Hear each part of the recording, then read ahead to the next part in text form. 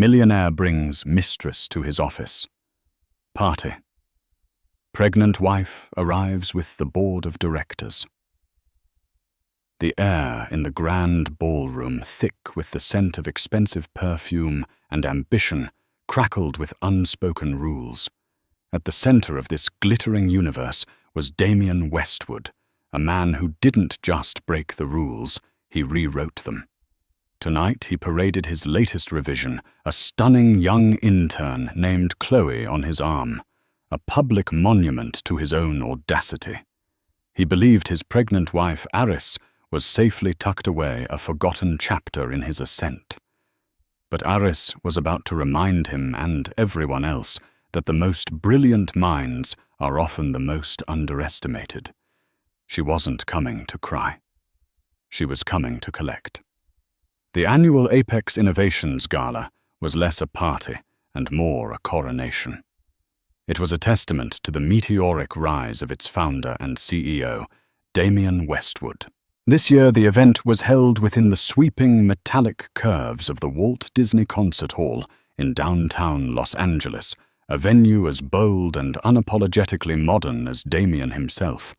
Hundreds of guests, a curated collection of Silicon Beach titans, venture capitalists, and the city's political elite moved through the space like shimmering fish in a deep-sea aquarium.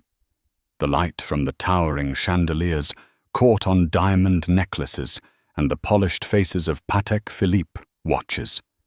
Champagne, a vintage that cost more per bottle than most people's monthly rent, flowed from fountains, and the air hummed with the low thrum of power. Damien Westwood stood at the epicenter of it all. At 38, he was a deity in a bespoke Tom Ford suit. His charm was his sharpest weapon, a disarming smile that could precede either a multi-million-dollar deal or a soul-crushing termination. He was a man who had everything. A 9-figure net worth, a sprawling mansion in the Hollywood Hills with a view that stretched to the Pacific, and a portfolio of accolades that painted him as a visionary. He also had a wife, Dr. Aris Thorne, a woman whose quiet brilliance was the antithesis of his explosive charisma. Aris was not present. The official story whispered among the senior VPs and their impeccably dressed spouses was that her pregnancy, a difficult one, now in its 8th month, required absolute bed rest. It was a plausible, even sympathetic reason. They pictured her in their palatial home, serene and supportive, a domestic goddess nurturing the Westwood heir. This image was a fiction Damien had carefully cultivated. The truth was, Aris hadn't been invited. Their marriage, once a partnership of intellect and ambition, had curdled into a cold war fought in the silent, cavernous rooms of their shared home. Damien saw her pregnancy not as a joy, but as an anchor. Her body, once a source of desire, had become a vessel, and her sharp mind, which he had once admired, now felt like a threat. He had begun to treat her like a beautiful antique doll, to be kept on a shelf, admired from a distance, but never played with. He had started to believe she was fragile, breakable. He had forgotten she was forged from steel. Aris, a doctor of behavioral economics from Stanford, had long ago traded the fast-paced world of academic research and consulting for a quieter life, a choice she'd made to support Damien's dream. She saw patterns in human behavior that others missed, the subtle tells in a negotiation, the flutter of an eyelid that betrayed a lie. For years she had been Damien's secret weapon, his unseen strategist. But as Apex Innovations had grown, Damien's ego had grown with it, eclipsing his need for her counsel. He no longer saw her as a partner, but as an accessory, and lately a cumbersome one at that. The distance between them had become a chasm, and into that chasm had fallen Chloe Vance. Chloe was 23, an intern in the marketing department, with eyes the color of a summer sky, and ambition that burned with the heat of a supernova. She was a mirror reflecting Damien's own youth, his own hunger. She looked at him with the undiluted adoration he now craved, a worship Aris's knowing gaze could no longer offer. To Damien, Chloe was not just a woman. She was a validation. She was proof that he was still the young, virile disruptor, not a man on the verge of 40, tethered to the mundane reality of impending fatherhood. Tonight was to be Chloe's unofficial debut. Bringing her to the gala was a monumental risk, a flagrant transgression against the unspoken rules of his world. But Damien's success had been built on such risks.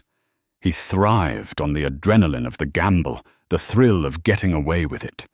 He believed his power was a shield, rendering him immune to consequences. He had convinced himself that Aris, sequestered and pregnant, was powerless to stop him. It was his most critical and soon-to-be his most catastrophic miscalculation. From his vantage point near the sculpted bar, Damien scanned the room, a king surveying his court. He held 2 glasses of champagne. He was waiting for Chloe, who was freshening up. He felt a familiar surge of invincibility. Everyone here depended on him, feared him, or wanted to be him. They were all orbiting his star, and tonight he was going to give them a new constellation to gaze upon. He was about to show them all that the universe bent to his will, and his will alone. Chloe Vance emerged from the powder room, a vision in crimson silk. The dress was a daring choice, a slash of color against the room's more muted tones of black, silver, and navy. It clung to her slender frame, a stark and deliberate contrast to the maternal form of the woman she was replacing. She had the taut, unlined beauty of youth, a beauty that felt both potent and perishable. Her smile as she navigated the throng of powerful figures was a carefully calibrated mix of awe and entitlement. She was playing a role, and she was playing it with everything she had. Damien's eyes locked on her, and his signature smile spread across his face. He met her halfway, handing her a flute of champagne. "There you are," he murmured, his voice a low thrum that was for her alone, yet pitched just loud enough for those nearby to catch. "I was beginning to think you'd abandoned me." "Never, Damien," she replied, her voice a breathy whisper. She touched his arm, a gesture of familiarity that sent a ripple of shock through the senior staff members who witnessed it. This was Chloe Vance, the intern, the one who fetched coffee and compiled press clippings, and she was touching the CEO's arm as if she had every right to. Damien savored the silent, wide-eyed reactions. This was the point. He led Chloe on a slow, deliberate tour of the room, a predator showing off his prize catch. He didn't introduce her as his mistress, of course. The lie was more insidious, cloaked in the language of corporate mentorship. "Everyone, I'd like you to meet Chloe Vance," he announced to a circle of stunned-looking executives. "Chloe is one of our brightest young talents in the marketing division. A real rising star. I've taken her under my wing. It's crucial we nurture the next generation of innovators at Apex." The executives, men and women, twice Chloe's age with mortgages, children in private school and careers, tethered to Damien's goodwill, simply nodded. They smiled stiff, unnatural smiles. They saw the way Damien's hand rested on the small of Chloe's back, the proprietary gleam in his eye, the blush on her cheeks that was not entirely from the champagne. They understood exactly what kind of nurturing was taking place. They were complicit in their silence, their survival instincts overriding any sense of moral outrage.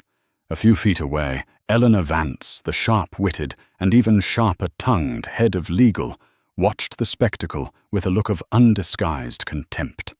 She had known Damien for a decade, had drafted the ironclad contracts that built his empire, and had also been a guest at his wedding to Aris.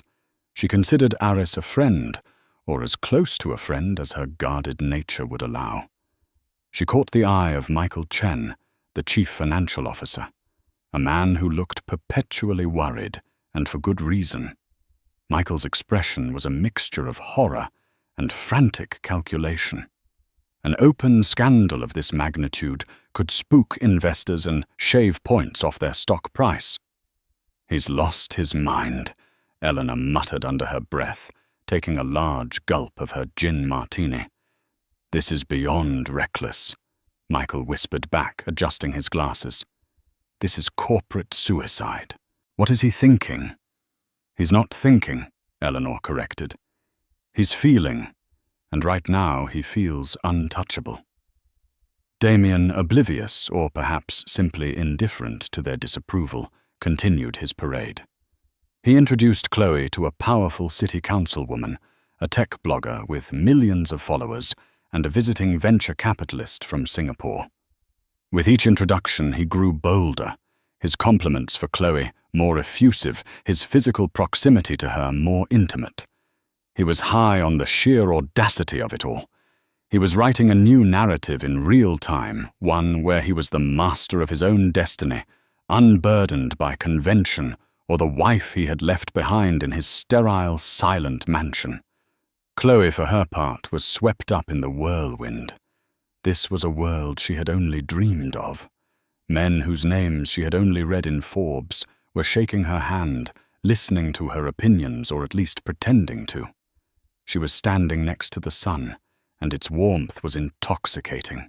If there was a price to pay for this moment, she couldn't see it. The glare was too bright. She mistook Damien's recklessness for power, his arrogance for confidence. She believed she was on the verge of having it all. The apex of the evening and the nadir of Damien's judgment came when he clinked a knife against his glass, calling for silence. The low hum of conversation slowly died down as all eyes turned to him. Chloe stood beside him, her hand now linked with his. "Friends, colleagues, partners," Damien began, his voice resonating with practiced charisma. "Thank you for joining me tonight to celebrate another year of unprecedented success for Apex Innovations. We have shattered records, defied expectations, and solidified our place as leaders in the industry. But success is not just about numbers on a spreadsheet. It's about people. It's about fostering talent and believing in potential." His gaze drifted down to Chloe, a fond, almost paternal smile on his lips that fooled no one. It's about finding those rare individuals who have the fire, the drive, the vision to change the world, and it's about giving them the platform to shine. He raised his glass. "So I want to propose a toast, not just to our past achievements, but to the future, to new ideas, to bold moves, and to the bright, brilliant stars of tomorrow." He squeezed Chloe's hand. "To the future.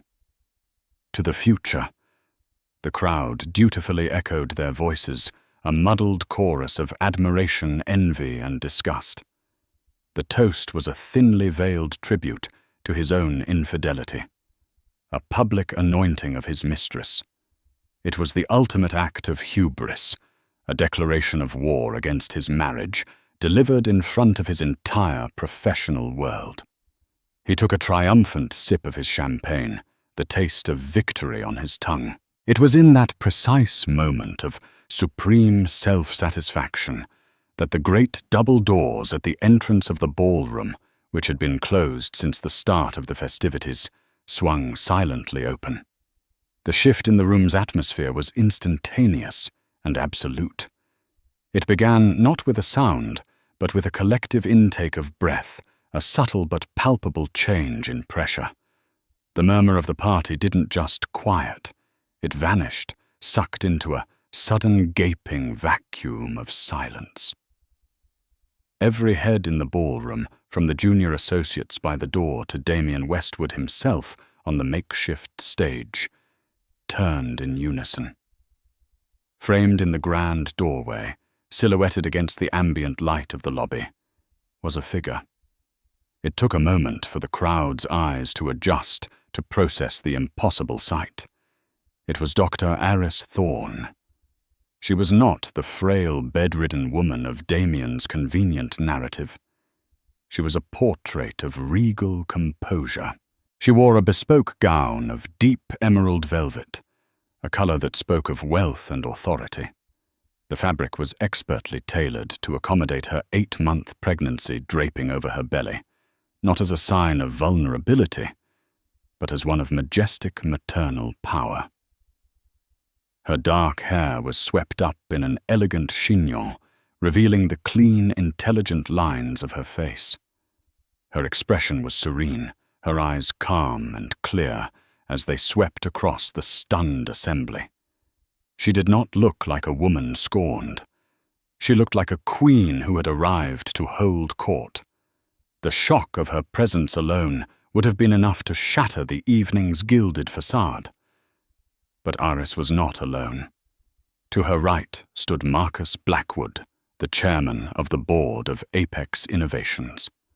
A formidable man in his late 60s, with a mane of silver hair and a gaze that could wither a hostile takeover bid at 50 paces, Marcus was the embodiment of old money and corporate gravitas. He was rarely seen at company socials, preferring the quiet sanctity of the boardroom. His presence here now was an anomaly of seismic proportions. He stood by Aris's side with a protective stillness, his hand hovering near her elbow, not as an escort, but as a sentinel. To her left stood the rest of the board of directors.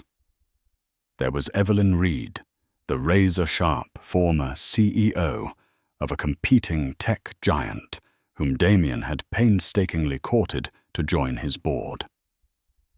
There was General Peterson, a retired 4-star general whose expertise in logistics was legendary. And there was Kenji Tanaka, the stoic head of a Japanese investment firm that held a significant stake in Apex. They were not smiling. They were not dressed for a party. They were dressed for a reckoning. Their faces were a uniform mask of grim, unassailable seriousness. The tableau was devastating in its implication. This was not a wife crashing a party. This was a strategic maneuver executed with chilling precision. This was a flanking attack. Damien stood frozen on the stage, his hand still holding Chloe's. The color drained from his face, replaced by a ghastly, mottled pallor. His triumphant smile had collapsed into a slack-jawed rictus of disbelief. In a single silent moment, his entire world had tilted on its axis. The power, the control, the illusion of invincibility, it all evaporated under the calm, steady gaze of his pregnant wife. He looked from Aris to Marcus Blackwood, and a cold, primal fear, an emotion he hadn't felt in years, began to snake its way up his spine. Chloe, the so-called star of the future, seemed to shrink. The vibrant red of her dress now looked garish cheap. The adoration in her eyes was replaced by a dawning, panicked confusion. She was no longer the center of attention. She was a piece of collateral damage in a war she hadn't even known was being waged. Her hand slipped from Damien's slick with sweat. The silence stretched on thick and heavy. The only sound was the faint ambient music from the lobby, a stark contrast to the funereal stillness inside the ballroom. Then Aris took a single deliberate step forward. The soft click of her heel on the polished floor echoed like a gavel. She began to walk, not with the waddle of late-stage pregnancy, but with the measured, unhurried grace of someone in absolute command. Marcus Blackwood and the board of directors moved with her a phalanx of power, clearing a path through the sea of petrified guests. They parted before her, like the Red Sea before Moses. The VPs, the city councilwoman, the tech blogger. They all shrank back, averting their eyes, suddenly desperate not to be associated with the man on the stage. Aris did not look at them. Her gaze was fixed laser-like on one person, and one person only, her husband. She was not there to confront the mistress. The mistress was a symptom, a footnote. Aris was there for the source of the disease. As she drew closer to the stage, the narrative of the evening was violently rewritten. The story was no longer about Damien's audacity. It was about Aris's arrival. And everyone in the room knew with a certainty that chilled them to the bone that this was not an ending. It was the beginning of the fall. The walk from the grand entrance to the foot of the low stage felt to Damien like the final agonizing mile of a marathon he hadn't known he was running. The air once filled with his own booming voice was now so thin he could barely draw a breath. Aris stopped directly in front of him. Her head tilted slightly as she looked up.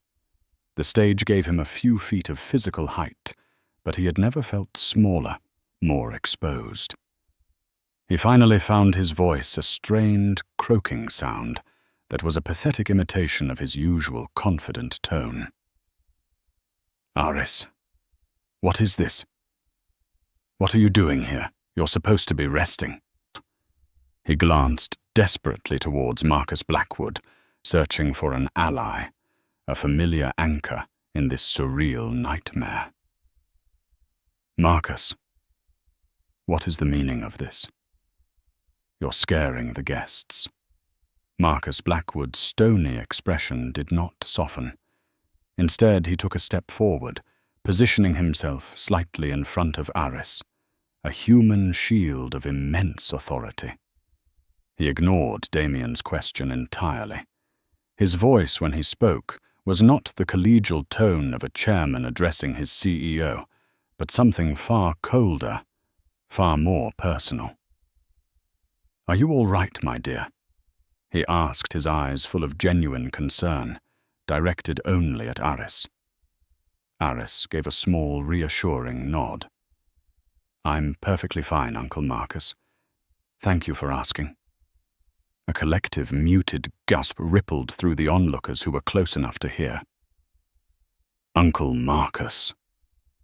The revelation landed in the room like a second shockwave. Damien's mind reeled. He had known Aris had a godfather, a mysterious Uncle Marcus she spoke of fondly but rarely. A retired financier, she had said. Someone who managed her family's modest trust. He'd met the man once, years ago. A brief, forgettable handshake at a family gathering. He had never in a million years made the connection between that unassuming figure from Aris's past and the formidable Marcus Blackwood, the titan of industry he had worked so hard to impress the man who held the fate of his company in his hands. The board members had known, of course. They had always known. The knowledge cast their grim expressions in a new light. This wasn't just a corporate action, it was a personal matter. They weren't just backing a plan, they were backing a member of the family. Marcus turned his glacial gaze back to Damien. The thin veneer of civility was gone. "Westwood," he said, the name dropping like a shard of ice. "You seem to be under a number of misapprehensions. The first is that you have any say over where my goddaughter chooses to be. The second, and far more critical, is that your guests' comfort is our primary concern this evening." He gestured dismissively at the stunned crowd. "The party is over. On behalf of the board of directors of Apex Innovations, I'm asking all non-essential personnel to vacate the premises immediately. Thank you for your service. Your cars are waiting." There was a beat of stunned hesitation, then a frantic, hurried exodus. No one needed to be told twice. It was a stampede in slow motion, a desperate scramble for the exits. The clatter of dropped glasses and the rustle of expensive fabrics filled the air as the city's elite fled the scene of the corporate execution. They wanted no part of the shrapnel that was about to fly. Within 3 minutes, the cavernous ballroom was all but empty. All that remained was Damien and Chloe trapped on the stage and the silent, imposing tribunal that stood before them. Aris, her hand now resting proprietorially on her swollen belly, and the entire board of directors of Apex Innovations. The glittering decorations and half-empty champagne flutes suddenly looked pathetic, the remnants of a party that had died a violent death. Damien's fear was rapidly being replaced by a hot, defensive anger. The audacity. To be ambushed like this, humiliated in his own temple of success. "This is insane!" He finally spat out, his voice trembling with rage. "You can't do this! This is my company, my party!" He turned on Aris, his face contorted into a mask of righteous fury. "And you orchestrate this circus after everything I've given you. I told you to stay home." Aris's composure remained flawless. She looked at him not with the hurt of a betrayed wife, but with the detached pity of a doctor observing a patient in the throes of a terminal delusion. "You seem to be confused, Damien," she said, her voice calm and even, yet carrying an edge of pure, unadulterated steel. "You didn't give me anything. We were supposed to be partners, and you are mistaken about where home is. My home is where my family's interests lie." She patted her stomach gently. "And my home is with the legacy my father entrusted to Uncle Marcus to protect. A legacy that, as it turns out, includes a 12% founding stake in Apex Innovations held in a blind trust under my name. A fact you never bothered to investigate." Damien stared at her, his mouth opening and closing silently. He was a fish on the deck, gasping for air. A 12% stake. That made her the second largest individual shareholder. After him. He had always assumed her family's money was old, dusty, and irrelevant. He had never imagined it was woven into the very fabric of his own success. He finally turned his panicked gaze on Chloe, as if seeing her for the first time. She was no longer a symbol of his power, but a living, breathing testament to his monumental stupidity. She stood frozen, her face pale with terror, a scarlet stain of shame in a room suddenly devoid of all color. Aris followed his gaze, dismissing Chloe with a flick of her eyes. "Her Damien. This is what you were willing to risk it all for. A child playing dress-up. You didn't just underestimate me. You underestimated the entirety of your own life." Her words hung in the air, sharp and precise, dissecting his arrogance with surgical skill. The twist wasn't just that Marcus was her godfather. It was that Aris had never been the dependent wife he'd imagined. She had always been a silent, powerful partner, a stakeholder he had been too arrogant to see. And now she had come to call in her investment. The cavernous silence of the emptied ballroom was a physical weight. All the air and energy had been sucked out, leaving behind a vacuum where every word, every subtle movement was amplified. Damien's rage, which had flared so hotly just moments before, now sputtered against the cold, unyielding wall of Aris's composure. He was a supernova, collapsing into a black hole. "A 12% stake," he stammered, the words catching in his throat. That's not possible. The paperwork. I vetted everything." "You vetted what I wanted you to see," Aris replied smoothly. "The trust was established by my father, long before I met you. It was designed to be discreet. You saw the name of the financial institution, not the beneficiary.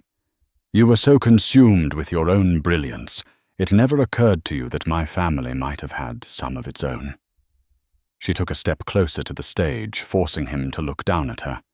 The power dynamic was absolute. You saw me as Dr. Aris Thorne, the academic, the quiet, supportive wife. You never bothered to look deeper.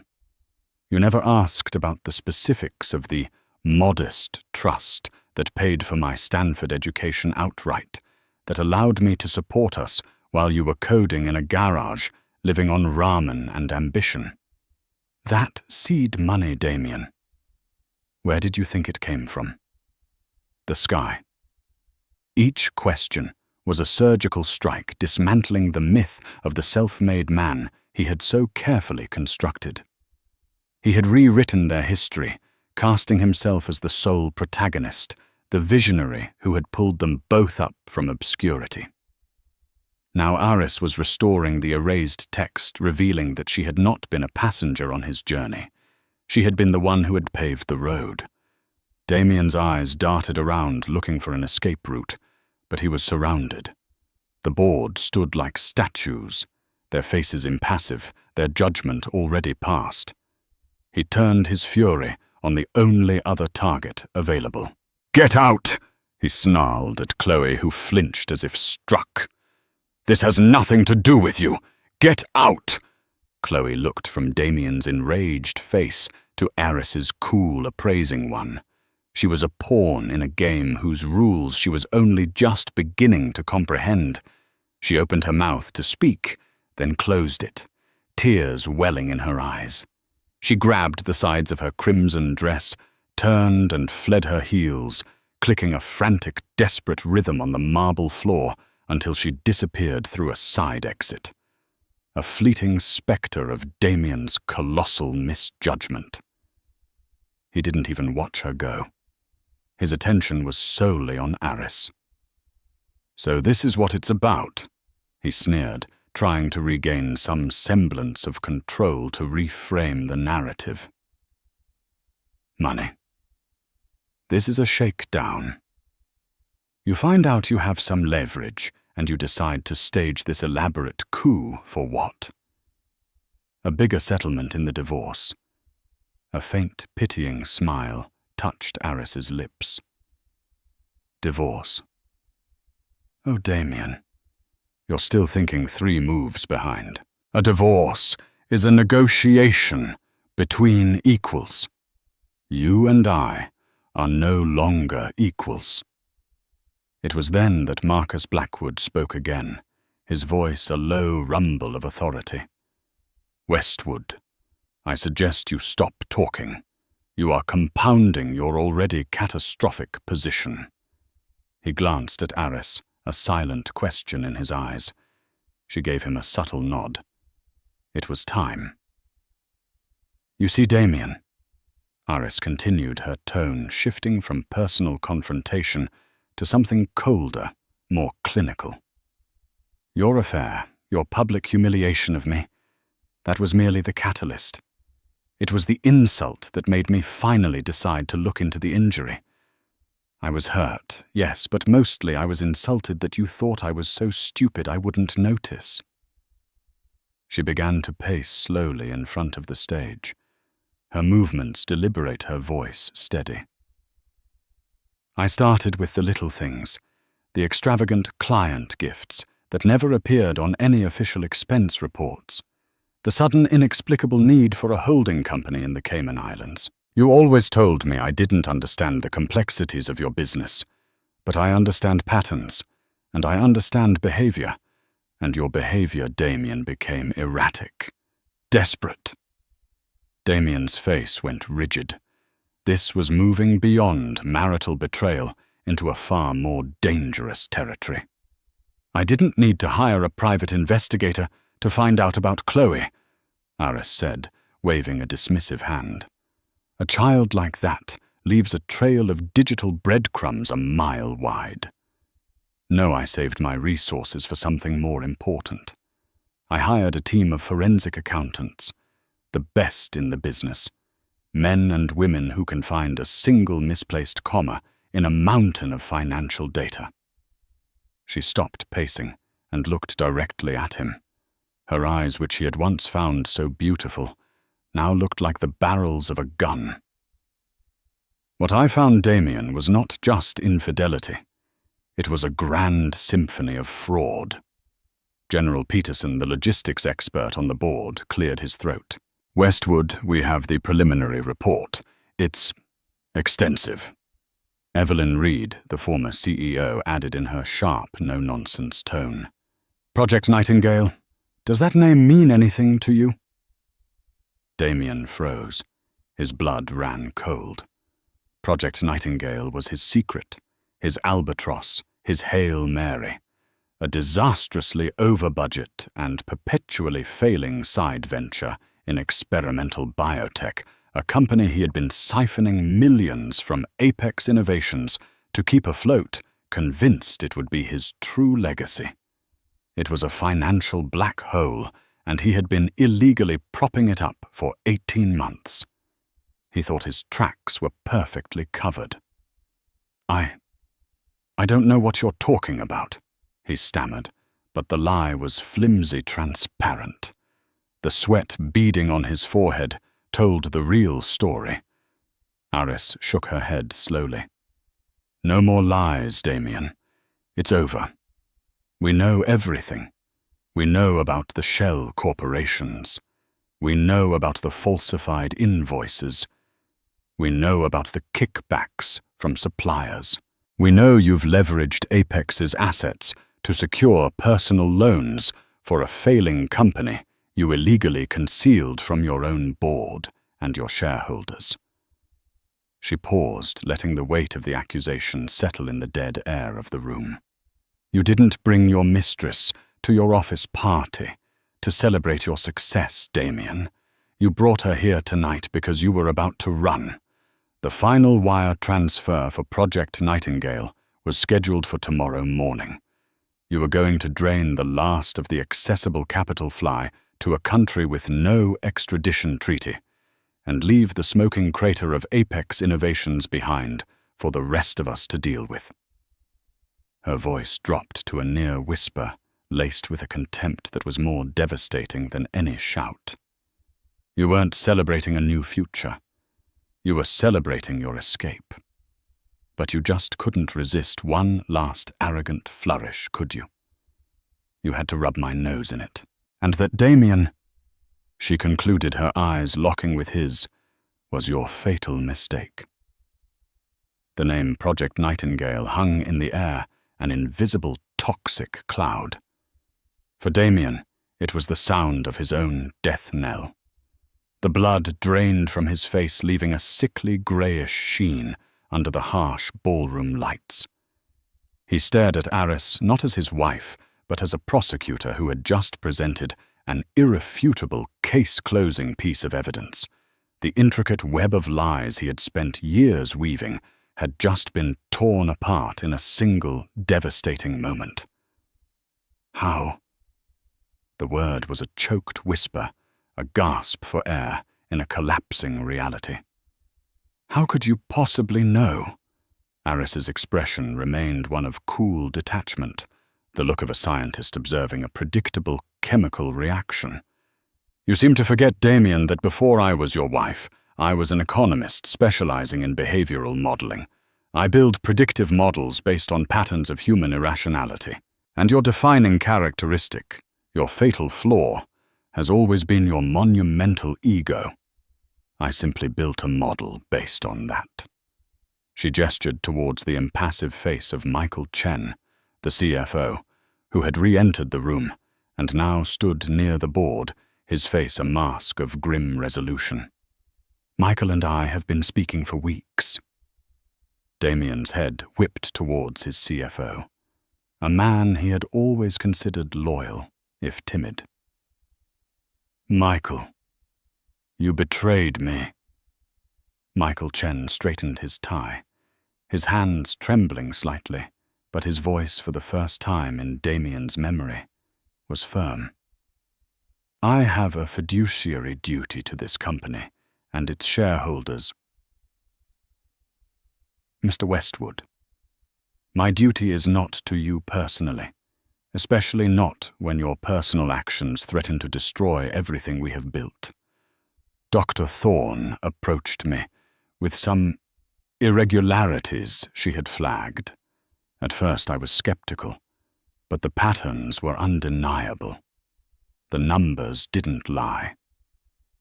Aris picked up the narrative, her voice relentless. You thought Michael was a simple numbers man, a bean counter. You underestimated him just like you underestimated me. You assumed his fear of you was greater than his integrity. But when faced with the evidence of systematic grand-scale embezzlement, Michael made the correct choice. Marcus Blackwood stepped forward again, his presence commanding the space. He pulled a slim, leather-bound folder from inside his jacket. He didn't open it. The gesture alone was enough. The forensic accounting report is damning, Damien. Marcus stated, his voice devoid of emotion. We have digital copies of transfers between Apex accounts and the shell corporations funding Project Nightingale. We have sworn affidavits from 2 suppliers you pressured into the kickback scheme. They were more than happy to cooperate in exchange for immunity. Evelyn Reed, the sharp-eyed board member, added her piece. And we have Chloe Vance. Damien stared confused. Chloe? She knows nothing about my business. Oh, she knows more than you think, Evelyn said with a wry, mirthless smile. Or rather, she has more than you think. Young, ambitious women who get involved with powerful married men often have an insurance policy. In this case, it was a cloud backup of every single text message and email you ever sent her. Damien's mind raced frantically, trying to recall the specifics of his digital correspondence.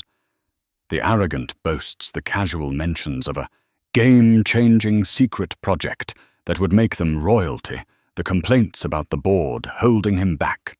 It was all circumstantial, surely. That's nothing, he blustered, a cornered animal baring its teeth. Inane chatter. It proves nothing. It proves motive and mindset, Aris corrected him calmly. But you are right, it wasn't the smoking gun. The smoking gun, Damien, was something you gave her yourself. A little gift. Do you remember?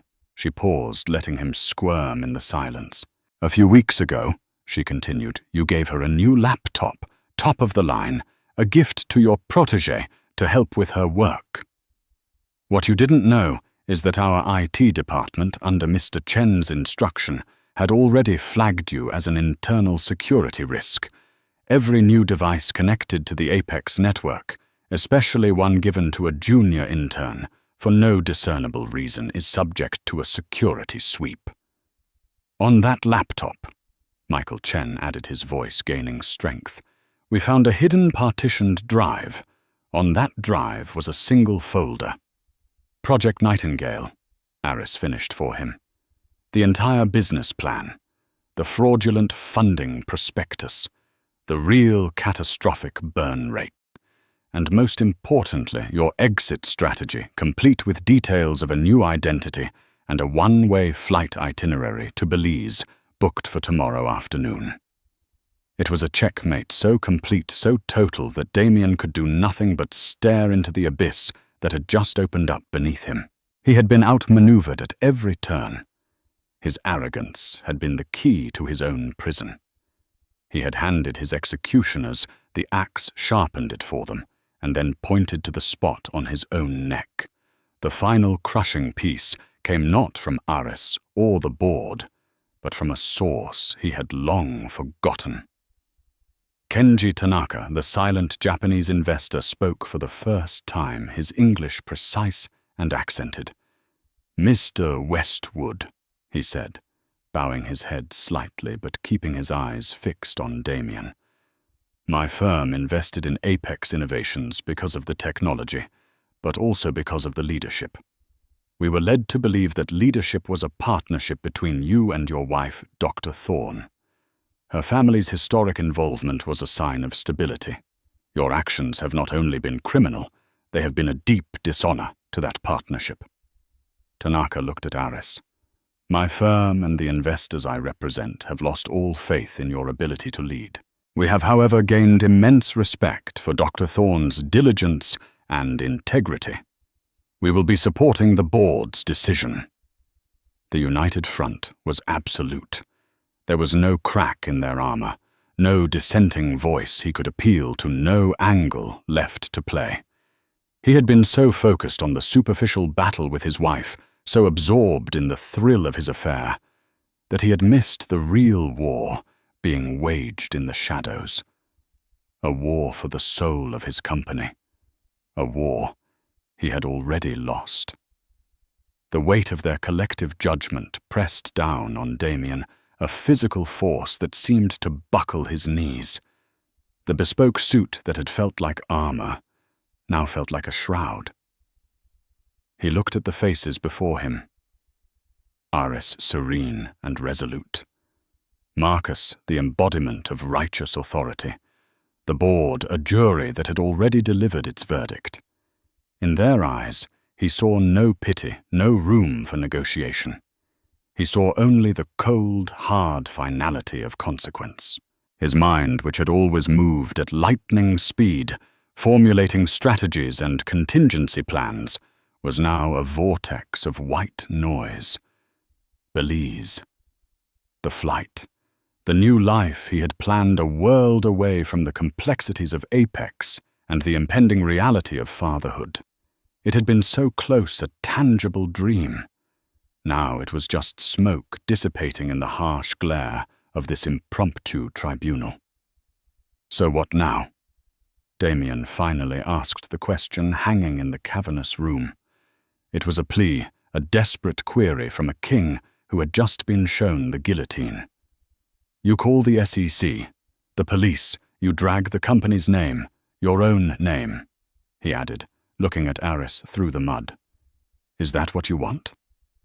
It was a pathetic last-ditch attempt to find leverage, to suggest that his destruction would be mutually assured. Marcus Blackwood answered his tone, leaving no room for debate. There will be no public spectacle, Damien, not if it can be avoided. The reputation of Apex Innovations is paramount. We have a responsibility to our employees and our legitimate investors. A public scandal of this magnitude would be devastating for them. He took a single step forward, holding up a hand to forestall the flicker of hope in Damien's eyes. Do not mistake our discretion for weakness. Your options tonight are limited to 2. Both end with your complete and permanent removal from this company. He gestured to Eleanor Vance, the head of legal, who had been standing silently by, her expression unreadable. She stepped forward, placing a thin file folder and a pen on the edge of the stage. Option 1, Marcus continued, is the hard way. I make a phone call. In 10 minutes, detectives from the LAPD's white-collar crime division will walk through that door. They will arrest you. You will be tried for embezzlement, securities fraud, and a half-dozen other felonies. You will likely spend the next decade or more in a federal prison. Apex will issue a statement, denounce your actions, and cooperate fully with the prosecution. The company will survive, but it will be wounded. Your name will be a synonym for disgrace. Damien flinched. The word prison was a physical blow. Option 2, Marcus said, his voice dropping, is the clean way. Inside that folder is your full and immediate resignation as CEO and chairman of the board. It also contains a document transferring your entire shareholding in Apex Innovations, all 28% of it, into the trust controlled by Aris as restitution for the funds you embezzled. You will sign it. Tonight. Now. My shares, Damien choked out. That's everything. That's worth hundreds of millions. It's a fraction of what you were prepared to steal, and a pittance for the damage you have caused. Evelyn Reed cut in sharply. Consider it a bargain. If you sign, Marcus went on, you will be allowed to walk out of that door. We will release a statement tomorrow morning announcing your immediate retirement for personal health reasons. We will handle the fallout from Project Nightingale internally. The authorities will not be called. You will be left with nothing from this company, but you will have your freedom. You will be erased from the history of Apex, but you will not be in a jail cell." Damien looked from the folder to Aris.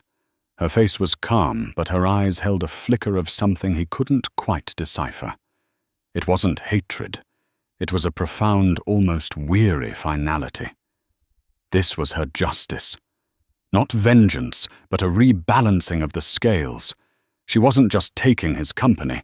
She was taking back her life, her security, the future of their child, all of which he had gambled away. He knew it was no choice at all.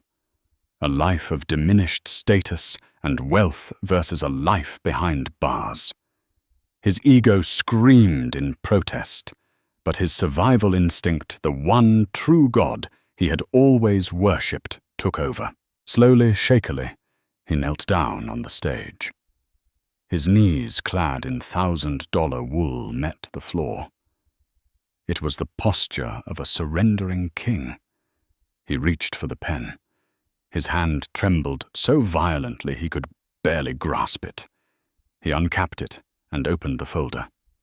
The legalese swam before his eyes, but he knew what it said. It was the abdication of his entire world. With a shaking hand, he scrawled his signature, the signature that had launched a billion-dollar enterprise, on the line at the bottom. Then he did the same on the share transfer document. It was done. In 2 strokes of a pen, he had gone from Titan to pariah. He pushed the folder away from him as if it were radioactive. He stood up, his movements stiff, robotic. He was a ghost in his own ballroom. "It's done," he said, his voice hollow. Marcus Blackwood nodded crisply. "Eleanor, if you would secure the documents." Eleanor retrieved the folder with the tips of her fingers. "Damien," Marcus said, using his first name for the last time, "you have 60 seconds to leave the building. Your security detail has been dismissed. Your corporate accounts have been frozen. A taxi has been called for you. Do not return to the office. Do not return to the house. Any personal effects will be forwarded to an address of your choosing. Do not contact Dr. Thorne or any employee of this company again. Are we clear?" Damien gave a single jerky nod. He looked one last time at Aris, his wife, the mother of his child, the architect of his ruin. He opened his mouth as if to say something, but no words came. What was there to say? He had sown the wind, and now he was reaping the whirlwind. He turned and walked off the stage, not towards the grand entrance, but towards the side exit Chloe had used. He didn't look back. The solitary figure of the fallen CEO disappeared into the shadows, leaving behind the empire he had built, and the woman he had fatally underestimated. As the door clicked shut behind him, Aris finally let out a long, slow breath she hadn't realized she'd been holding. She placed a hand on her belly, a gesture of protection and promise. The room was quiet. The battle was over. The future was hers to write. In the quiet aftermath, standing in the wreckage of her husband's empire, Aris Thorne was not a victim seeking for solace, but a leader surveying her new domain. The board, her silent partners in this audacious gambit, unanimously voted to install her as the interim CEO of Apex Innovations. She was no longer the woman behind the man. She was the power, clear and undisputed. Her pregnancy was not an obstacle, but a deadline, a motivator to cleanse the company and build a stable, honorable legacy for the child she carried. Damien Westwood vanished into a self-imposed exile. A cautionary tale whispered in boardrooms about the dangers of hubris and underestimating the quiet ones. Aris, backed by her family's strength and her own formidable intellect didn't just survive the betrayal. She thrived on it, transforming the ashes of a broken marriage into the foundation of a new dynasty, proving that the best revenge isn't anger, but ascension. Thank you for joining us for this tale of drama and twisted justice. If you were on the edge of your seat, watching this millionaire's world come crashing down, don't forget to hit that like button. What did you think of Aris's masterful plan? Let us know in the comments below. For more stories of intricate plots, shocking betrayals, and satisfying revenge, make sure you click subscribe and ring that notification bell. You won't want to miss the next story we have in store for you. Share this video with someone who loves a good drama, and we'll see you in the next one.